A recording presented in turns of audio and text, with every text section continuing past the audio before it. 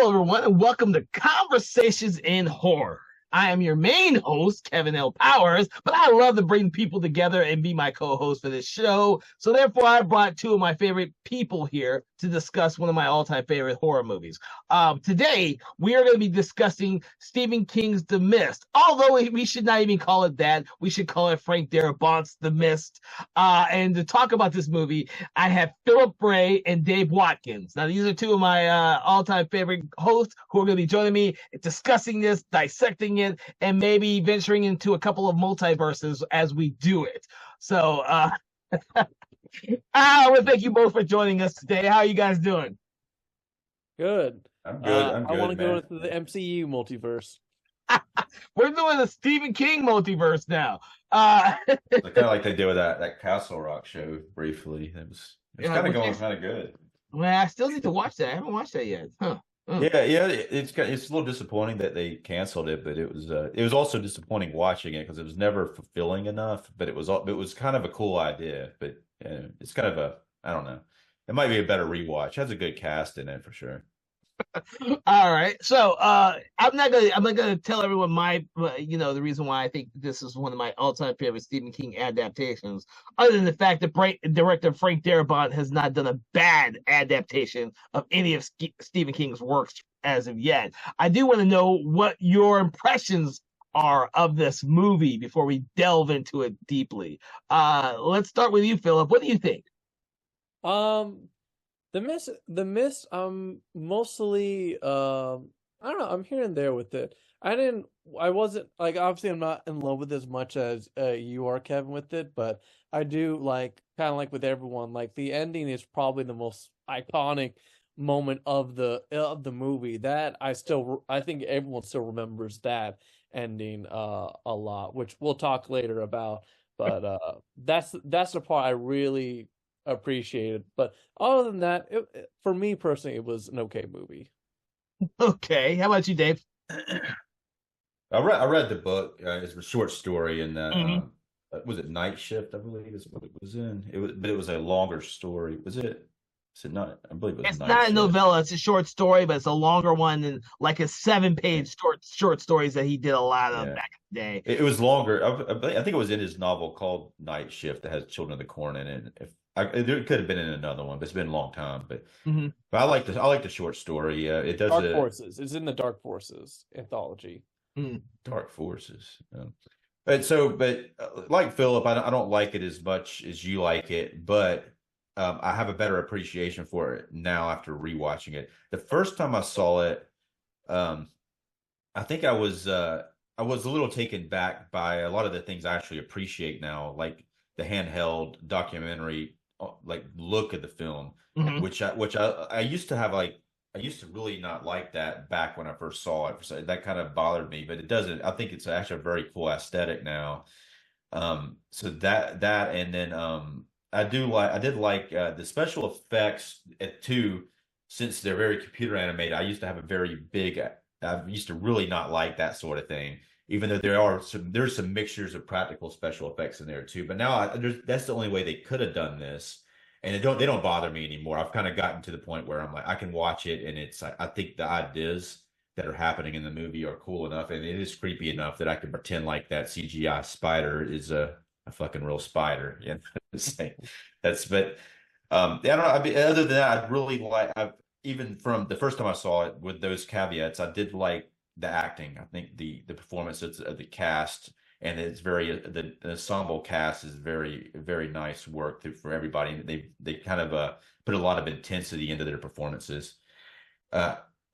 Most people will really like the ending. I'm kind of, the first time I watched it, it was different than the book. So that's always a good thing when something happens that you're not expecting, but it is a bit of a downer of an ending that kind of messes with your head. But at the same time, I see why they did it, but I don't like it as much as everybody else, because it kind of like makes you walk away from the movie feeling like shit a little bit.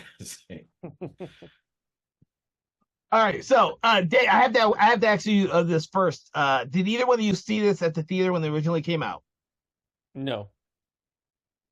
I didn't see it at the theater, and I probably would have liked it more had I seen it at the theater. I saw it on I rented it, I think, on DVD or something like that, and watched it on my on the TV at my house. So Did you? it probably Yeah. had a better. Well, This time I watched it. Yeah, on the rewatch, I do have a 4K version of that's it. what I was about to ask. And I watched it on the biggest screen I have available in the house, and I was like, it looks terrific. There's even a black and white version of the movie as well. Which when you watch the black and white version, I don't know which one I like better, but we were talking about it a little bit before. But at least like the monsters look a little better in black and white. But like I said, that everything was cool in color too. So I don't know. So Frank Darabont did say he originally wanted to do it black and white. So that's an interesting thing that they have it in black and white. So that would, just him wanting it in black and white makes you think he shot it in that way a little bit, but maybe that's what he says anyway. Yeah, he says that, and that's one of the reasons why we had the black and white version, considering that the movie, if I remember correctly, and I know, Philip, you probably looked at the fucking how much it made at the box office, but it wasn't like a huge box office bonanza because of the diversive ending. I think after the first week it came out, it probably turned a lot of people away. So I have the Wikipedia page pulled up, and it was a budget of $18 million, which Frank Darabont said they were on a tight schedule and a small budget, and it made 57.3, which is an impressive number for that size of a budget. Yeah, it basically, I mean, usually with those numbers, it was a I know it was a critical. It actually was like, even with the ending, like it was like mostly a critical like success too. Like it was a box office success and a critical success. I don't know if you call it critical success. Keep in mind that you're still looking at, I'm assuming. I mean, it's a 73% on Rotten Tomato, which again, that's a good. It's not splat. So. Even though I hate Rotten Tomatoes, I don't ever listen to anything those idiots say over there, dude. That's like listening to the dumbasses on TMZ. And I don't care if they know I said they're dumbasses on TMZ. They're dumbasses on fucking TMZ. I can't stand it for you, man. But in that type of ending, though, which we'll eventually get into saying what it is, though most people already know, it was kind of fairly popular. The kind of twist ending in a way. It doesn't completely make the movie like a Sixth Sense. It doesn't make the whole movie go, oh, holy shit, but it does end in a way that you don't expect it to end. Yeah, and this is the ending that Stephen King keeps saying that he wished he had written for the story. And keeping in mind that him and Frank Darabont, this was their fourth collaboration.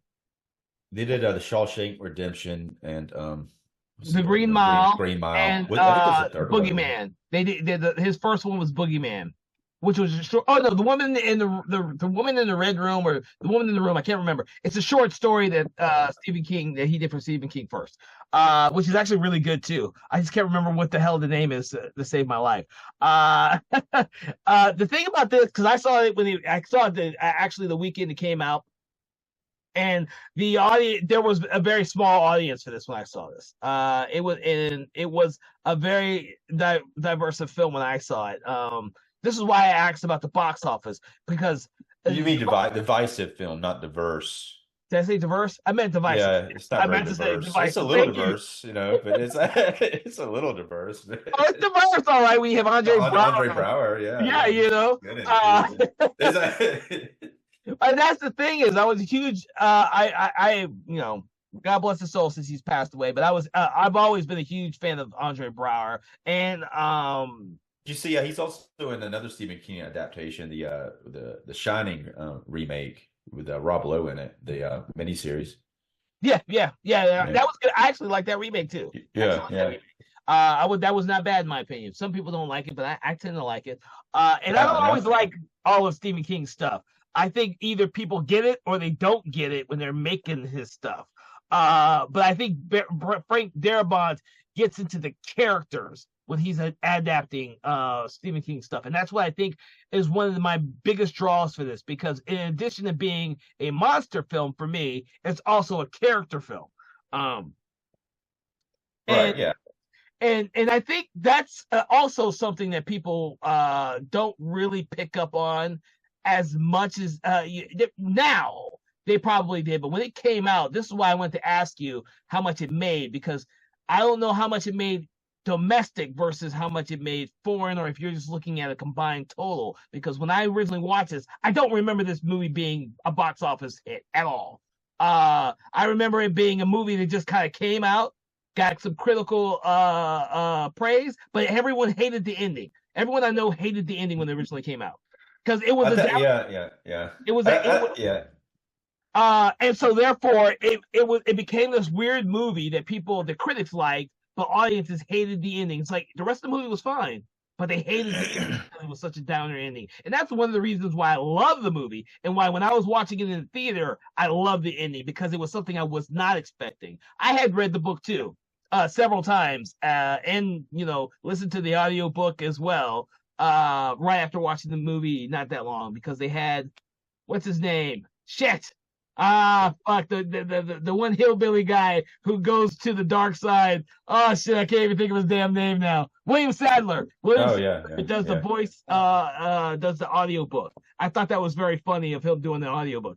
I guess you want to go over kind of, I'm sure everybody knows, you want to kind of go over the plot of it.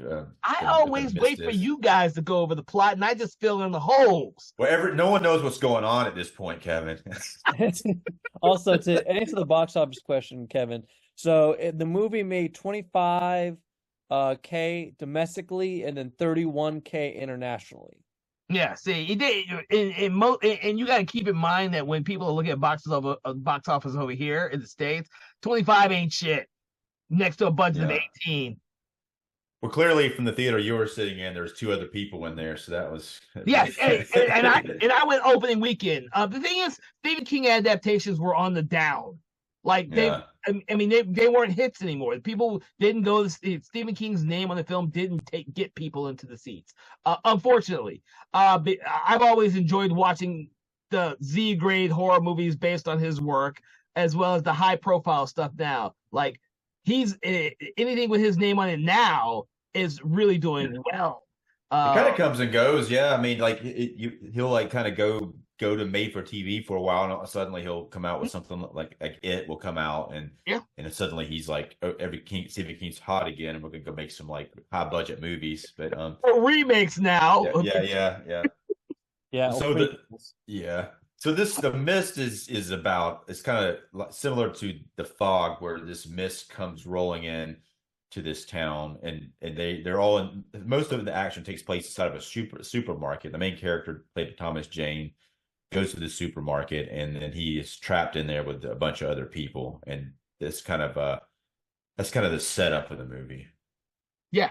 And there's not a lot of it. There's some explanation within the movie about what the mist is. There's army people there, and they were doing it. It's implied they were doing some kind of experimentation.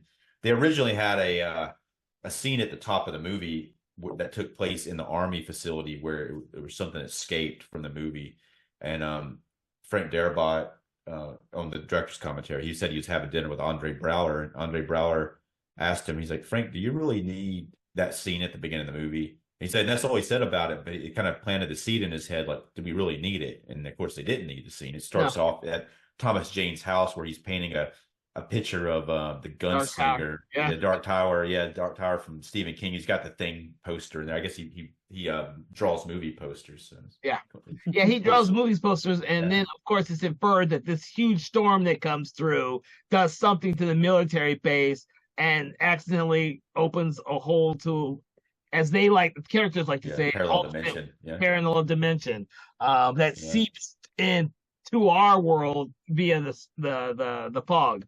And then over the course of the movie, you see different creatures as the characters encounter them. And of course, you have I don't want to pronounce her name the wrong way, Mrs. Carmody, played by the amazing Marcia Gay Harden, who fucking knocks it out of the park in this movie, is this religious, or seen as the town religious nut, and everything she says now seems to have something to back it up.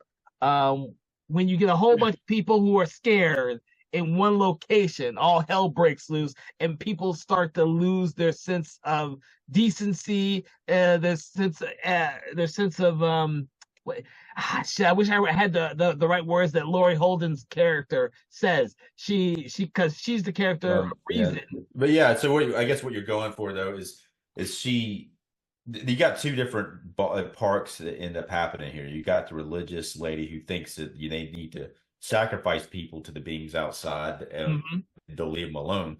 And you got which none of this is ever said that it's wrong, because it's all left up in the air whether she's right or wrong. And then the other character, Thomas Jane's character, which the audience more readily identifies with, he's just trying to see the situation, survive it.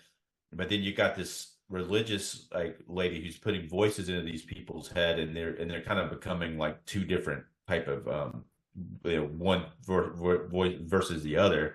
And the biggest problem is she won't shut up, and it's like you get people in a place like that, and you start saying weird shit and putting things in people's heads, especially people who like William Sadler's character, who are easily influenced by something like that, Well, let's also add in the fact that there is the science element to this with the Andre Braugher character, who can't believe anything anyone says, even if it's right, staring him right in the face, because he can't prove it scientifically.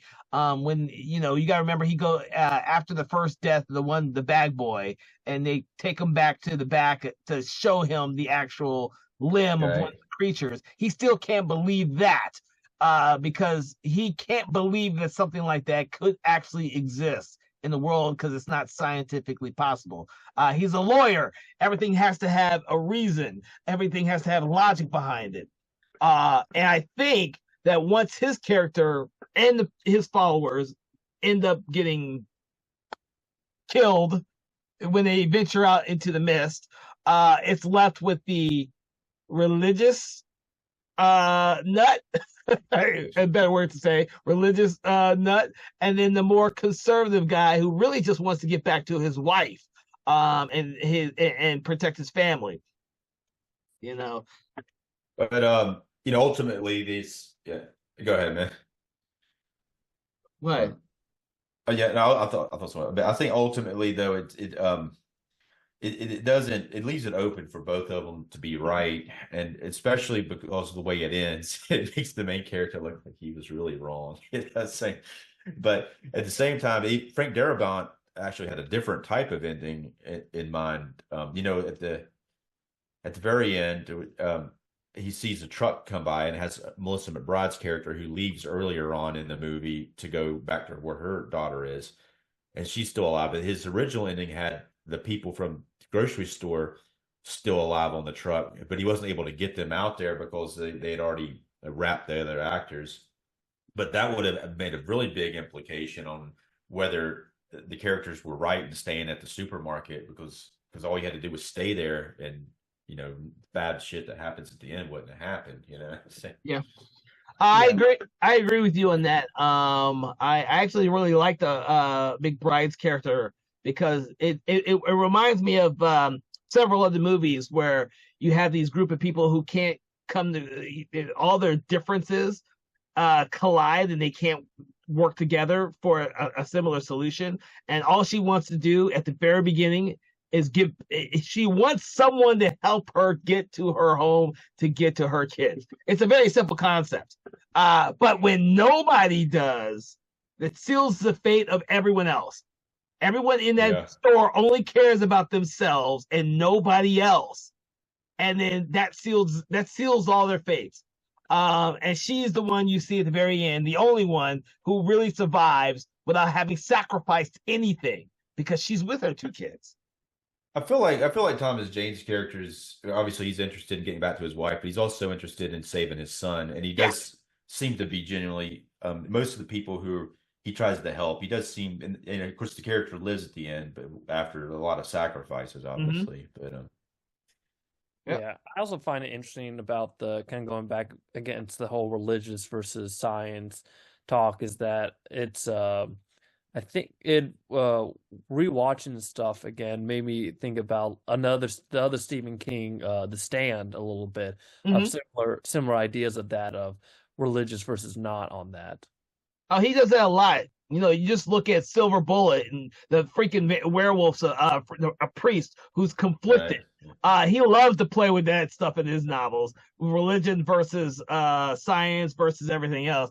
I kind of almost think he's like this closet religious person who has some type of religious upbringing. Stephen King, if you're listening to this, I don't know what your background is, dude, but we all see this in your stories, and it actually makes your stories much better. So keep doing what you're doing. Uh,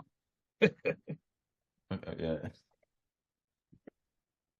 uh, Yeah, it is. Yeah, but that, I mean, that aspect, it is. I think it is kind of annoying. I think when it gets to that point, where especially when the a lot of the characters start to side with Marcia Gay Harden's character. mhm. It's become very irritating to a certain degree. You know, but I mean, it works. It makes you really dislike that character, and then later on when she dies, it's almost like a clapping moment. You know what I'm saying? She kind of takes it what she's doing a little too far. She might have a little bit of something there that could have helped people, but I think that the way that she uses it to make for the purpose of power, she uses it for her to become more powerful, you know, and to be in charge. Where that's something she's been waiting for. It seems like for a long time, and no one's taking her serious, and suddenly they are, and she kind of Mhm. lets the power go to her head. Yeah. Yeah, I agree. I think up until that moment, she was seen as like I said, and I think Toby Jones tells tells the new teacher, what's her face? Shit. Is it Laurie Holden's character? Laurie Holden's character, yeah, because she's the new teacher in town, and she asks that question about Miss Carmody, and then Toby Jones tell her she's the town religious nut, or it's Yeah. not those exact words, but something very similar to that, and that's how you see her at the very beginning. So when she has her just of her come to Jesus moment, where everything that she says is actually coming to light, and people start to follow her, that is a sense of power. That means that everything that she's been doing her entire life actually has meaning.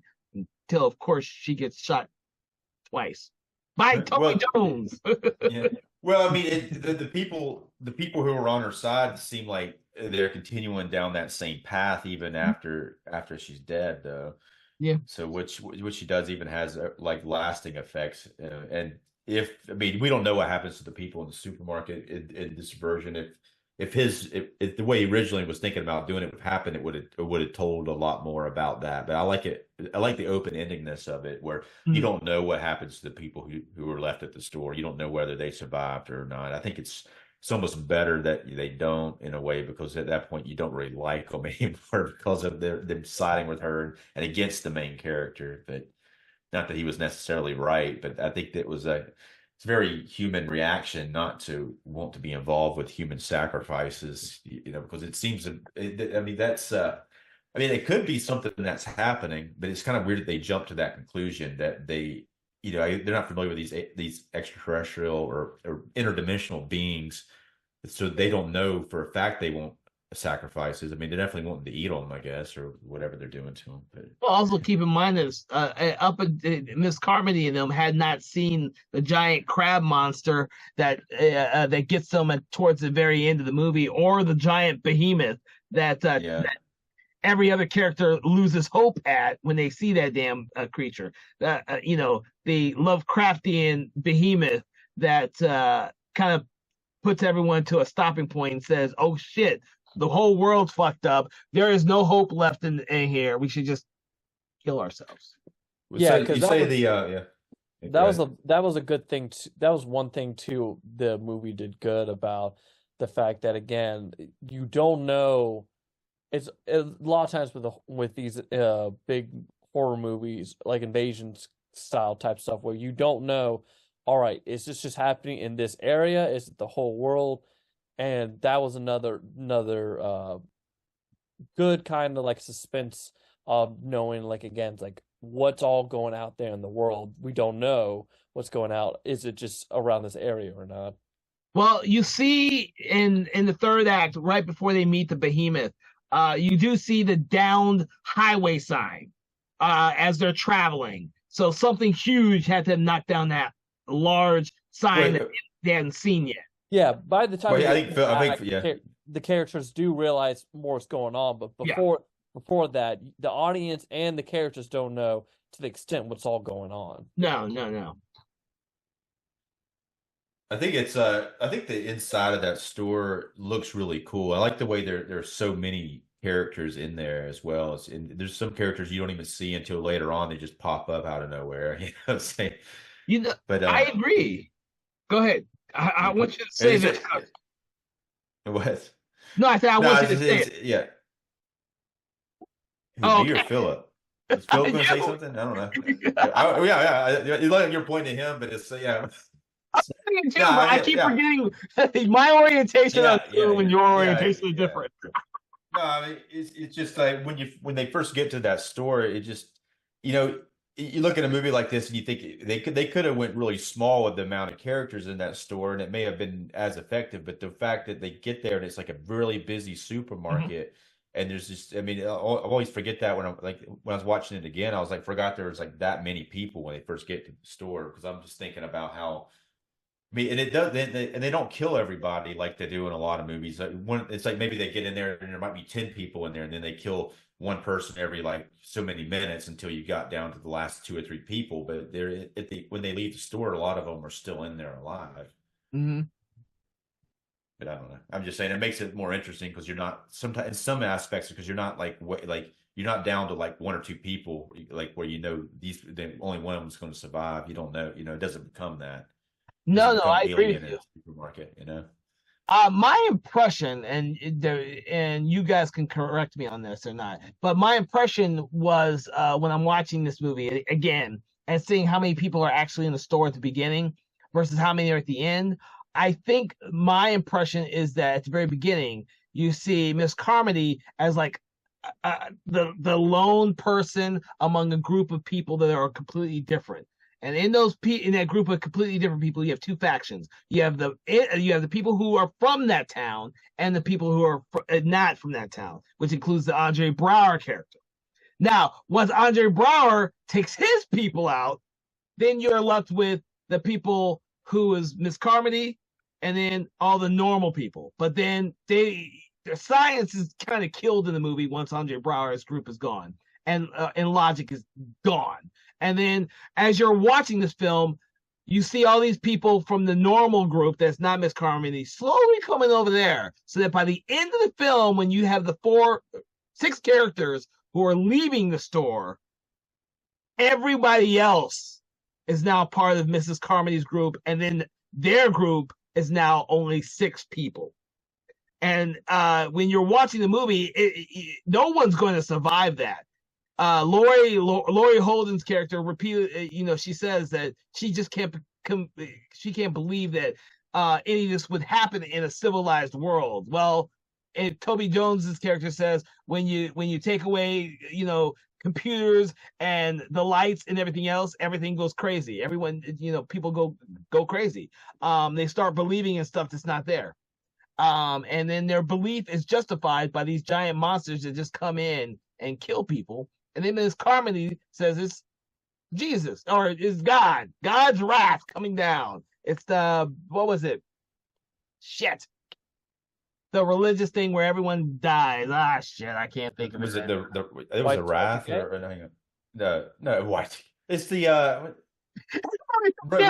revolutions, right? Revolutions. The Revelations. Revelations, yeah. Right now, us getting this right. We're all of our religious watchers are going to hate us for this one. Yes. Shit. So, your point, Dave, when you're thinking that Miss Carmody's thought process may actually have a little bit of truth. Well, it would be truth if people believed it's true.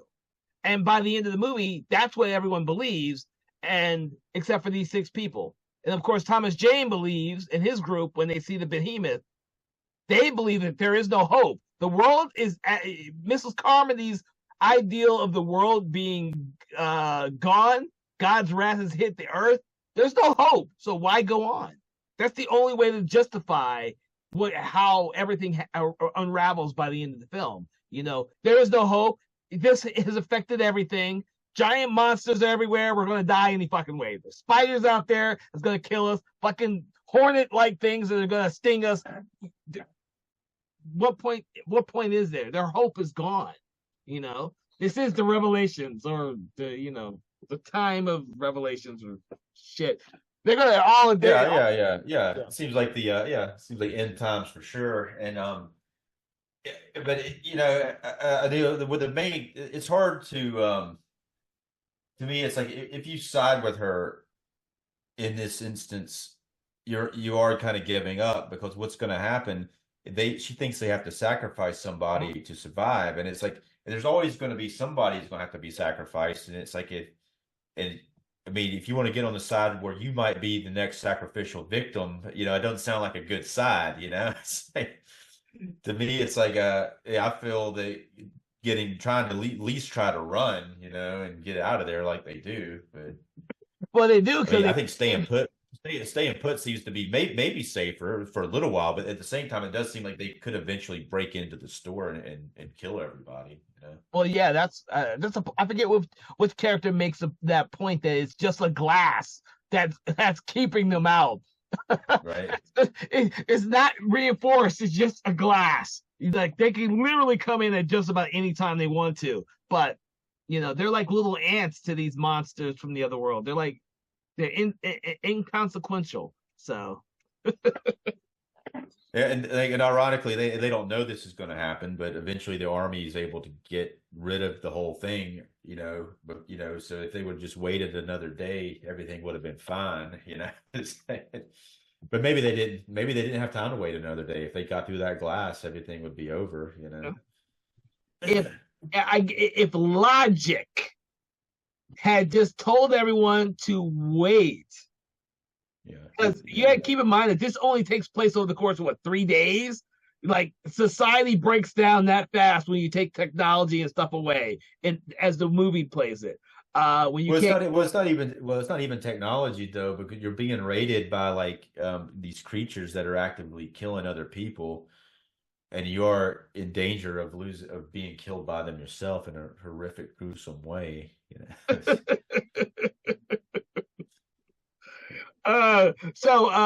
Dave, you brought up a good point about the whole movie in general in terms of the visual effects. Now, I saw the movie when it originally came out, but you saw it at 4K, so I'm hoping that looks really good. And Philip, you just saw it regularly. What did you think about the visual effects for the film?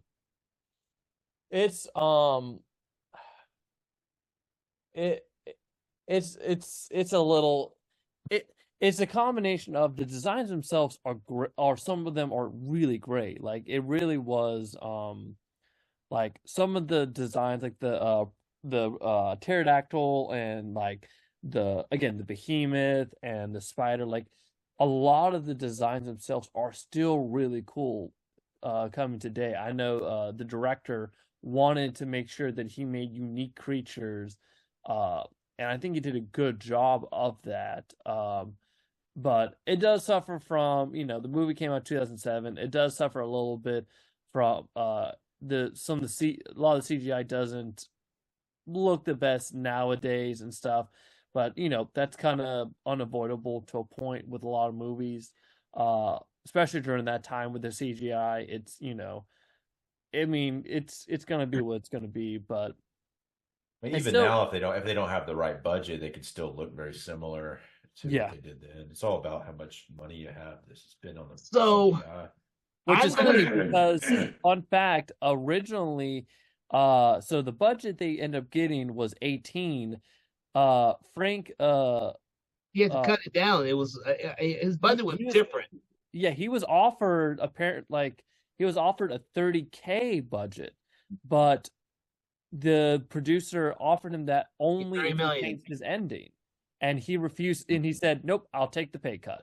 Yeah, I do remember that. I do remember him having to redo, probably go back and do a rewrite because they cut his budget down. I'm sure it would have had more monsters in it if he had the original budget, but I actually like it the way it is now. I will agree with both of you in that visual effects in the early 2000s were not the best because everyone became so reliant on CGI, and it was nowhere near what it is now. So going back and watching those early 2000 movies, they're going to have that problem, which is why I wanted to know how it looked on 4K from you, Dave, because I have a standard DVD release of the movie. I'm not. I will agree with you from our earlier conversation that watching it in black and white does hide a lot of those issues. You don't notice them as much because it's in black and white, and it looks really good in black and white. But I do believe that some of the special effects does suffer because of where we are now with visual effects. Well, yeah, when I was watching it in 4K, I actually thought that they were real shit coming out of the screen. Not really, but I didn't really. Well, no, your honest opinion, because that's the thing. No. It looked. I mean, everything looks a lot better in 4K, obviously, but sometimes when you got the SD, or even Blu-ray with some of those effects, they might be more more blurry. It might look a little better, but I think the movie looks better in 4K. Just all the the people's faces. There's more detail. There's more detail even on that sort of stuff. And like the first time I watched this movie, I was really resistant to CGI. I'm kind of like more in tune with it now, especially now that I'm watching an older movie. I'd much rather watch an older movie with that type of thing than a newer movie with CGI. But yeah, and there is some practical effects mixed in there. They kind of go hand in hand, and you can sometimes you can see like the tentacle that comes in through the door and takes the cashier. The part of some of those are are real and some of them aren't. Very little of them are real, but it doesn't look that bad. Some of them look worse than others. It looks better than something on the Sci-Fi Channel. There's definitely a lot more detail involved with them. Like you're saying too, the black and white. When you watch it in black and white, I think it helps the effects for sure. I think they definitely look more. In the black and white makes it feel like an older movie in a way. Yeah, which we couldn't do. It's funny because now with Godzilla -1 like had its black and white cut that they released and stuff, which you could do now. But I think back then, if he actually had tried to do that, I don't think audience would have been receptive for that idea. Well, I think if they threw out the Godzilla -1 in black and white first, I don't think it would have gone over very good. Yeah, no, that's true. That's very true. And like I was telling Dave, and I can't remember if you were here when we were discussing it, they did the same thing with Mad Max Fury Road too. It became this thing where we had these alternate versions that were in black and white of certain movies. But I don't recall any of those going to the theater until Godzilla -1 or minus color. Because I did not look at the figures to see how well that version actually did. And I don't even know if they separated the figures. So it'd be interesting to know. Yeah. Successful. I mean, I'm sorry, man. I kind of something happened to my headphones, but what were you talking about? I was saying how interesting it would be to find out what the actual box office figures were for Godzilla minus color when it came out, to see if it was a successful experiment when they released it. It'd be interesting because if it was successful, we might see more movies like that. I guarantee you though, if they did Lord of the Rings in black and white, I guarantee everybody would go see that shit again at the theater. Lord of the Rings in black and white. A movie that kind of used this sort of mist stuff first. Do you ever see the Crawling Eye or the Trollenberg Terror? I have not seen either one of those. They are on my. No, it's the same movie. It's the same Crawling movie? Eye. Yeah, the Trollenberg Terror. It's two different names for the same movie. And that's the movie I saw when I was a kid, and it kind of scared me a little bit. I was pretty young. It was on TV, and there's these mountain climbers climbing up this mountain, and there's this fog. One of them goes up, and suddenly the guys, one of their bodies like falls down without its head on there, and because it's like this crawling eye in the mist up there. Kind of like the John Carpenter kind of cites that as a, for the fog, and Stephen King kind of got that kind of mist idea from that in the fog. Yeah, but the original John Carpenter fog was all practical effects, whereas the remake was all digital effects. I wonder what they did with this movie. So yeah, but this is actually kind of interesting what they did with the mist. It was mostly practical. Some of it was CGI, but they had a sound stage where they shot the exterior of the shopping center at a real shopping center, and a little bit of towards the doors from the outside, and a few shots from inside, where, like when the army guys drive up and park and stuff like that. But most of it was shot on a soundstage where they recreated the supermarket from scratch. I think they said about 5 or 6 weeks. They did a whole supermarket in the soundstage on one side of it. On the then there's got the glass in the middle, and on the other side you had the fake parking lot. Which during the day, what they did, they took a picture of the parking lot, the real parking lot, and then they blew it up really big on like a 20 foot like picture of the parking lot, so it looked like there was really a parking lot out there. So all that was done in-house while they were shooting, and then for that same part of the parking lot set, they filled it up with mist. Once the mist comes in pretty early, then after that it's just mist filling in, like just a fog. And so when they're doing that door shot with the door opens and the tentacles come in, the mist comes in and out. They figured out, the guy who was doing the special effects for that figured out how to control that with the temperature of the room. He would raise or lower the temperature of the room to get the mist to stay in or out of the door for that part. So. Okay. But if it does something crazy, if the mist does something real fucking crazy, then it's obviously going to be CGI, It's, oh shit! But that's how he keeps the budget down in this one. You don't see a whole bunch. It's all in the grocery store. It's all character tension.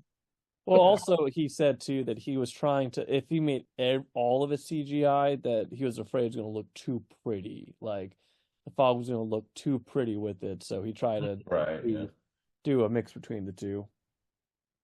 Yeah, it would look too pretty, huh?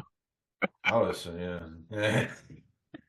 Well, the thing is, CGI kind of looks clean. Like I always picture this movie, if they had done these effects in this movie for all the creatures practically, like John Carpenter's The Thing, it would probably hold up a whole hell of a lot better. It would have taken a hell of a lot more time with all these damn creatures, especially with the spider sequences and the giant fucking monsters exterior.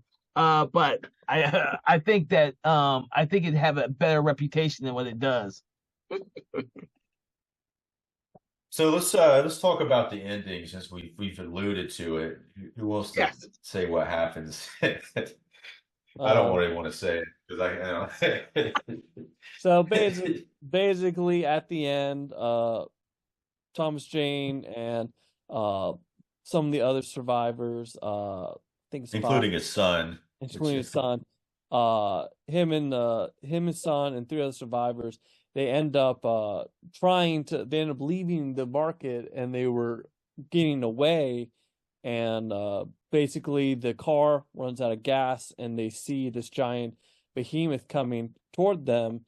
So at this point they think, all right, this is it, we're gonna die.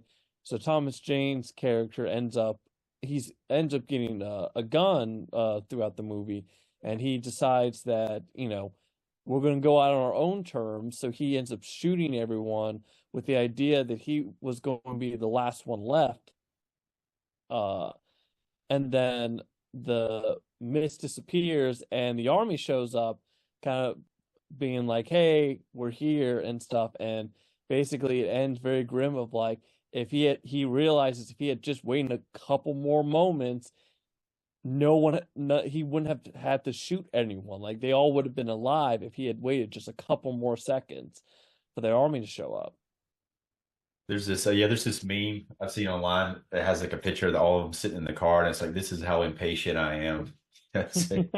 You seen that one?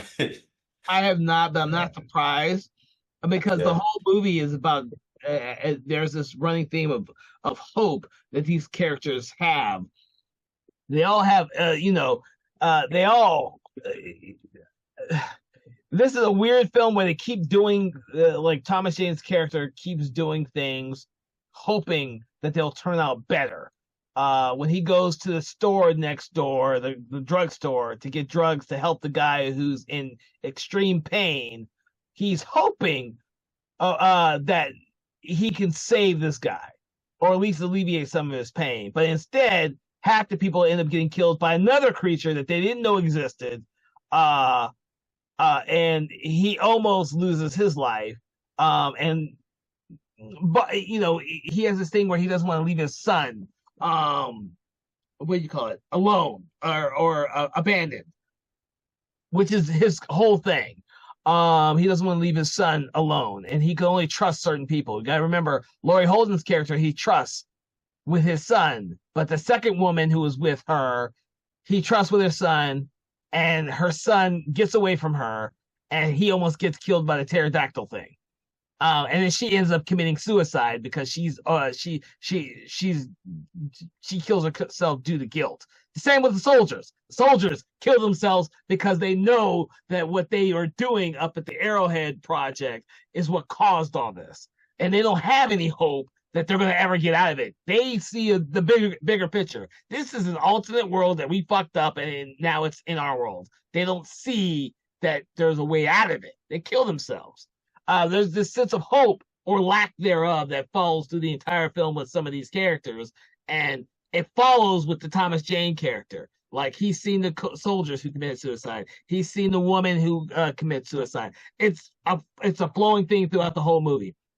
When they are forced to leave the grocery store, that sense of decency and hope with all the people that they called friends is gone. So it's just those 6 people or 5 people now. 6 people, because they have 5 bullets left, I believe. That's it. It's just them. And when they see the behemoth first, and that is the thing that prompts them. Is like, holy shit, there is no end to this fog. This mist. There is no end, and there are things out there. That behemoth, that behemoth is really tall. It's like a big dinosaur with, like, but it's even bigger than that. It's like, it towers over everything. And then after seeing that, because they literally stopped the car to gaze at this thing, and all their hope is gone. So they just keep going, hoping that they run out of gas and they can see the end of the mist, but they never do. And they're hoping they can drive out of it. But they're hoping they can drive out of it. But when you're stuck in that mist with no hope, and when you step out, there's crab monsters, flying pterodactyl monsters, giant behemoths, and everything else, stuff that you can't even shoot or kill adequately. Their hope is gone. Like, they all come to this same conclusion. It's tragic with the son, of course, because the son doesn't understand any of this. He doesn't see his mother embedded in the house with the spider webs everywhere. He's asleep when they come to the house. Yeah. He doesn't see any of that. He's it's fairly horrific too. And there was no way out of it, not until they like, she's at the house and she's in the house, and then she gets killed by the spiders. No matter where they went, that was inside the fog, they would have eventually been killed by the creatures. By something. And that's a depressing thing towards the end of the movie. But that's something that they have throughout the entire film.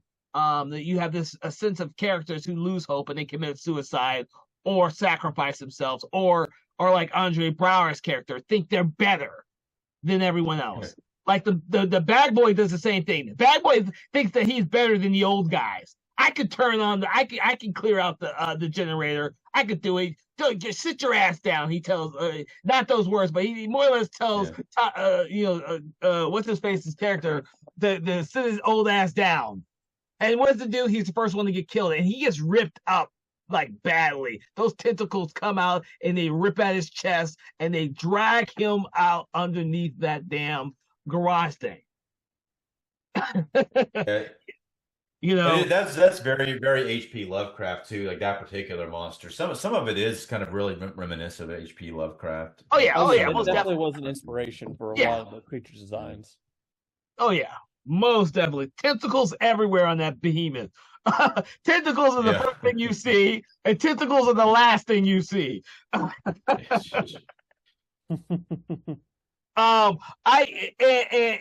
it's a tragic ending that he kills everyone and can't kill himself, and he then goes to try and commit suicide by just stepping out the car and letting whatever get out there get him.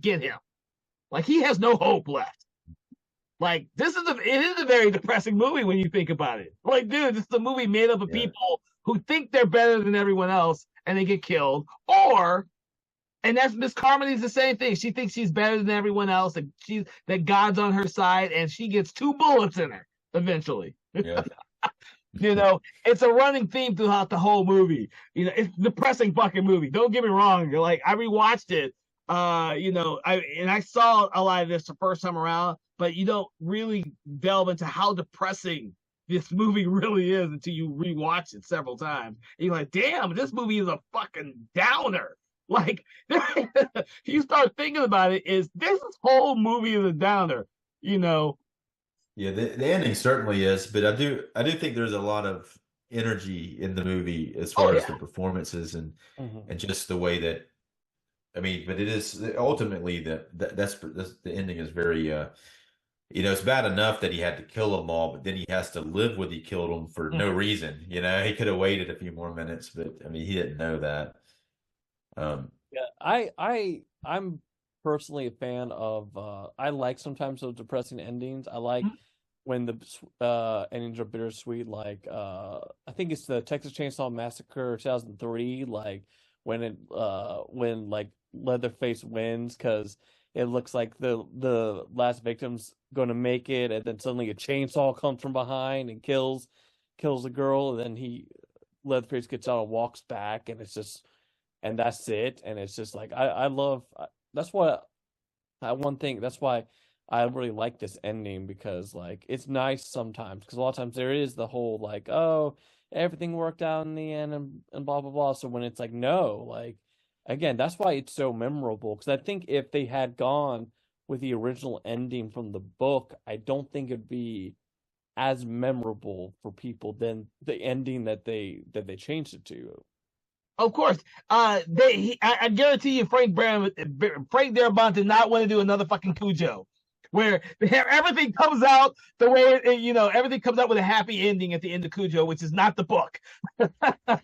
Well, yeah, I think I appreciate the ending. I don't think it's the most enjoyable ending, but I do appreciate it. And I think that they should have went with this ending over what everybody just lives or whatever. I don't know what or some, but I think it is a very, very downer ending, and it's kind of it is kind of a sting, just this sting.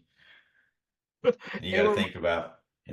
Yeah, well, it reminds me of the ending for It Follows. If you remember the ending for It Follows, you have the one male character who's been trying to get with the female character the entire fucking film because she's in love with her.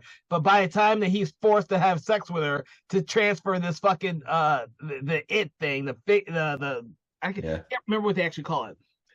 You see that scene with them walking together at the very end, but she knocks his hands away because they don't know if the people who come after them will ever make them really safe from experiencing the thing again. And everything that they've gone through makes it so that they could never have a real relationship in after that. And it's a really and he won't go and have sex with any prostitutes to pass it on. So it's like, so he's kind of submitted himself to that fate of just running for the rest of his life. Exactly. And it's not it's not a happy ending. You're watching it, shit, this is fucking depressing. All he wanted to do is get with her. Yeah. Well, but that's what he wanted to do. But I think he just did it to help her. But yeah, I think that at the same time he didn't want to put anyone else in danger. But you're always passing it along. Even if he went and had sex with somebody else, if he wasn't tracking that person, like it could get that person, and then you're back on the hook. And So let's just hope that shit never happens for real. I love those type of endings. I could appreciate when they do a happy ending like Cujo. I think you and me, Philip, talked about Cujo before. Yeah.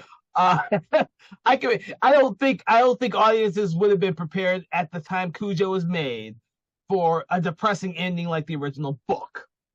I think audiences now in the 2000s were perfectly fine with depressing endings like that to an extent. We're jaded nowadays. We are jaded, and I guarantee you today we love those type of endings. Just look at the box office hit Talk to Me. Is it Talk to Me? Yeah, Talk to Me. Yes. That's a fucking depressing ass ending at the end, you know. And people were satisfied with that. That movie was a huge box office success for, I don't want to get it wrong, so I'm not going to say A24 again. It could be wrong. I lose track of all the. I lose track of this. I think it's hard though. I don't mind like a messed up ending. Sometimes it's harder when it's like the kid gets killed, like if Cujo, the kid dies in the book. Mm-hmm. That would have been a tough thing to see in the movie. And same thing with this, where he has to shoot his own son, who's very young. He's mm-hmm. probably like 12 or something. Yep. That's what makes it hard. If it was like his wife instead of the son, and he didn't have a son, it wouldn't have the same impact as it does. No, I think you're right. I think you're absolutely right.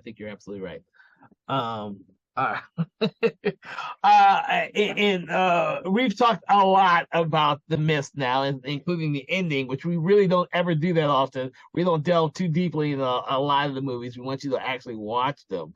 Everyone out there who's listening to this podcast. Well, I mean, I think in order to really analyze a lot of movies, especially ones like this, you have to talk about the ending and how it relates to the rest of everything else. Even if it spoils the movie for who's ever watching it, in order to understand why some parts of the movie happens, you have to talk about the ending to a certain degree.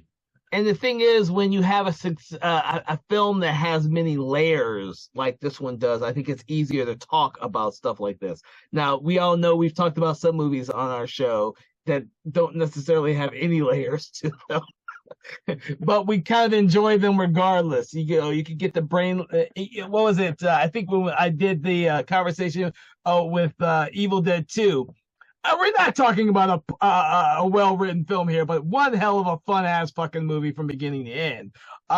You don't mind giving away all the details to that movie because, one, we think everyone in the world has already seen Evil Dead 2. So talking about that film is easier than, say, talking about The Mist, where you gain a little something with each new viewing. So even though we're telling and revealing details about the end of the movie and talking about the themes, we're hoping that when people re-watch the movie, that they'll be able to see some of the stuff that we've been talking about and appreciate the movie more if they didn't before. I guarantee you, there's people out there who hate The Mist. Philip over there saying, "It's all right." I think upon multiple viewings, it is better, upon the second viewing of it, or third or fourth, to me anyway. But I think the first time I saw it, like I wasn't, I like I was saying before, I really like the documentary handheld feel to it and the energy that's presented within the movie. It kind of reminds me of the way that the show Succession's shot. You can just feel that they're, the way the actors act with the camera and stuff like that, you can just kind of feel that. But at the time, first time I saw it, it seemed out of place, especially for a movie that I wasn't used to seeing all handheld like that. Interesting. Yeah, because I would say that type of aesthetic was mostly used for television, and this is before Frank Darabont goes off to do The Walking Dead. So, that's very interesting. I think it makes you feel more like you're in the store with the people, the way that the cameras are in this. It makes you feel more, because a documentary in a lot of ways feels real because it is shooting something real. So it is shot similar to a documentary would be shot, even though it's a little bit more control over it than a documentary would have. But it does have that same type of feel to a lot of the movie. Yeah. No, I agree. I always liked the aesthetic of the movie when I first saw it because it did put me right into the film. And the way it's framed when it's because it's a grocery store. I made comment of the opening shot when Thomas Jane's character is first going into the grocery store, and you get a quick glimpse of all the players that will have an impact on the story as it unfolds, and they release little bits of information that was going to be pertinent to the story as you're watching it, which I thought was really, really, really well done. And then I kind of forgot that he actually does that a lot throughout the entire film, because it's a grocery store and there's a lot of people in this grocery store. But even though you see a lot of these people who are background characters, some of these characters come back to be pertinent to the story later on. Some of them as victims. Yeah. He gets a lot. He gets a lot out of the actors too, like just the nuances with the expressions and stuff like that. There's a lot between for even like the smaller characters get some decent moments. You know. I mean, yeah. I agree with you, 100%. All right, so any final thoughts or words about the film? We're gonna start with you, Philip. I mean, basically, it's again the ending is, I mean, again, a lot of times this is one of those stories that, like, again, even if you know about the ending, it's still worth seeing and stuff. So it's not, again, for me personally, not one of my favorite Stephen King stories, but it's still a very solid movie that it'd be actually kind of interesting to see it get remade today and stuff. It has been remade in a really horrible television show. Well, horrible, like god awful television show. Yeah, I mean theatrically, but but it's still it still was very, very decent, and it's funny too because it was the movie came out. There was a lot of Walking Dead alumni like that were in that before the Walking Dead happened, which is very funny. Yeah, I think he originally wanted Thomas Jane as the Rick character in The Walking Dead. I think I remember reading that somewhere. I wouldn't be surprised. Wasn't able to do it. I think he's like he's on another show like Hung or something where he wasn't able to do it. He was committed to something else. Well, he would have been good though. Yeah. Yeah, well, I'm surprised he got Andrew Lincoln since he's a British actor who came over here to do the damn show. So, yeah. How about you, Dave? Any final thoughts on The Mist? I don't know. I think I said everything I need to say about it. But I would if you're gonna watch it, I'd recommend watching it on that 4K. I think it does a lot of justice as far as seeing seeing more detail other than maybe the special effects. But it does help see makes the movie look more. It looks more theatrical looking. Okay, so I've said plenty on The Mist, and everyone out there knows that I'm a huge fan of The Mist. I think it's one of the better Stephen King adaptations out there. It's going to be hard to top this as either a monster film or one of my favorite Lovecraft inspired movies. But I do enjoy the aspect of a film in which you put a bunch of characters with different backgrounds together and just watch them explode. This is an aesthetic that I come back to a lot, mostly because of my huge enjoyment of George Romero's Night of the Living Dead, which is the exact same concept, just done on a smaller level in a different type of apocalypse, since it's the zombie apocalypse. But I tend to really enjoy films in which characters with different backgrounds are thrown into the same situation, and they can't learn to get past their differences in order to come to one cohesive solution to their problem. If all three of these groups had actually sat down and listened to each other, this would have been completely different. Andre Braugher, and if you're not paying that much attention, the whole thing about Andre Braugher's character and the Thomas Jane character, the very, very beginning of the movie, is the fact that they had a lawsuit against each other about a damn tree that Andre Braugher's character refused to cut down. And that started their whole animosity and the way that they can never work together, and they're neighbors. And that's sort of what I see in this movie. I see a bunch of characters who just can't come to a consensus on how to deal with this problem, and all shit breaks down. Everyone dies. Well, everyone dies in Night of the Living Dead. In this movie, we don't know what the hell happens to these characters. But that's what.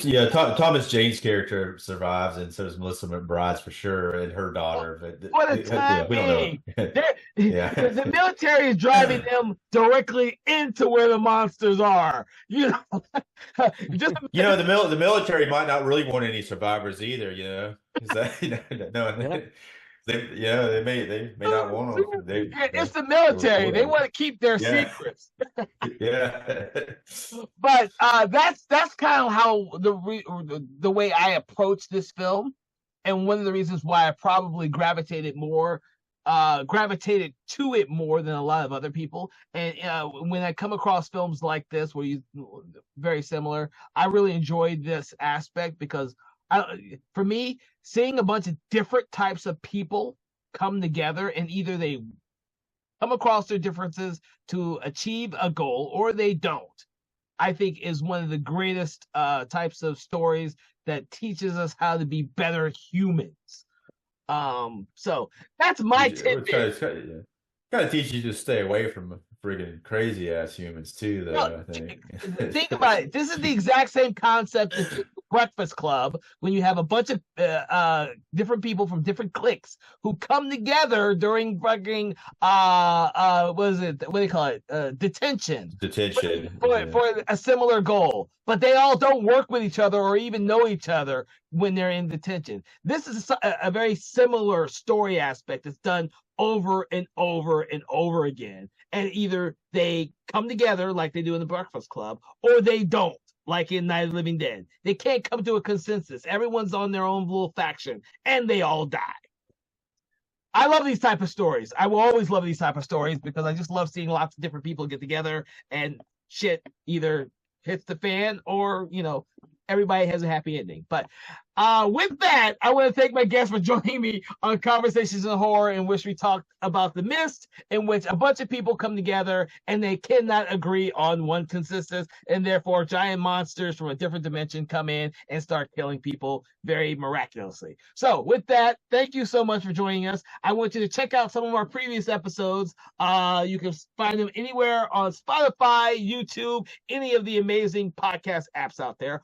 Also, make sure to check out our other sister podcast, Conversations in 4Color, which is on our Patreon supported page only. And don't forget to check out all the other amazing things we have coming up next as you become a worthwhile subscriber to Conversations in Horror. Thank you and have a pleasant day.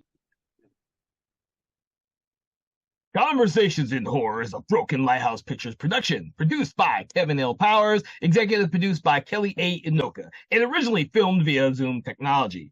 Conversations in Horror is hosted by Kevin L. Powers and co-hosted by various horror film lovers and filmmakers. To learn more about Mr. Powers, please make sure to check out his Patreon page and other social media platforms. Conversations in Horror is copyright 2024 Broken Lighthouse Pictures production.